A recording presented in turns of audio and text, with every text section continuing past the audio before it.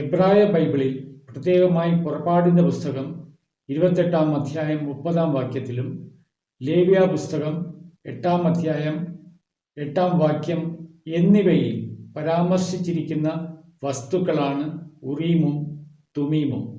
പുരാതന ഇസ്രായേലിലെ മഹാപുരോഹിതന്റെ കവചത്തിൽ പ്രതിഷ്ഠിച്ചു. പ്രധാനപ്പെട്ട തീരുമാനങ്ങൾ എടുക്കുന്നതിൽ മാർഗനിർദ്ദേശവും ഉൾക്കാഴ്ചയും നൽകുകയായിരുന്നു അവരുടെ ഉദ്ദേശം. ഉറീമിൻ്റെയും തുമീമിൻ്റെ പ്രവർത്തനം എബ്രായ ബൈബിളിൽ വ്യക്തമായി വിശദീകരിച്ചിട്ടില്ല. ദാവീദ് ഉറീമും തുമീമും കൊണ്ട് ദൈവത്തിൽ നിന്ന് മാർഗനിർദ്ദേശം തേടി. ശൗൽ രാജാവ് കെയിലയിൽ വന്ന് അതിനെ നശിപ്പിക്കുമോ എന്ന് അദ്ദേഹം ചോദിച്ചു. ശൗൽ വരുമെന്നായിരുന്നു പ്രതികരണം. ഈ തീരുമാനം എങ്ങനെയാണ് അറിയിച്ചതെന്ന് എബ്രായ ബൈബിൾ പറയുന്നില്ല. ഉപസംഹാരമായി ദൈവത്തിൻ്റെ പൂർണ്ണമായ ലിഖിത വചനത്താൽ നയിക്കപ്പെടുകയും പരിശുദ്ധാത്മാവിനാൽ പ്രകാശിക്കപ്പെടുകയും ചെയ്ത പ്രവാചക വചനത്തിൻ്റെ ഉറച്ച അടിത്തറയിലാണ് ദൈവസഭ നിലകൊള്ളുന്നത്.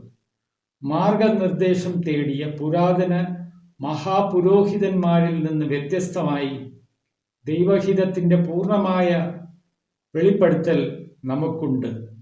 സഭ ഒരു ആലയമെന്ന നിലയിൽ ക്രിസ്തുവിൻ്റെ മടങ്ങി വരവിൽ പൂർണ്ണമായി മഹത്വീകരിക്കപ്പെടാനും ദൈവീകരിക്കപ്പെടാനും മഹത്വത്തിനായി വിധിക്കപ്പെട്ടിരിക്കുന്നു. ഈ മഹത്വീകരിക്കപ്പെട്ട സഭ ക്രിസ്തുവിനോടൊപ്പം വസിക്കും, ദൈവത്തിനും ജനത്തിനുമുള്ള വാസസ്ഥലമായി മാറും.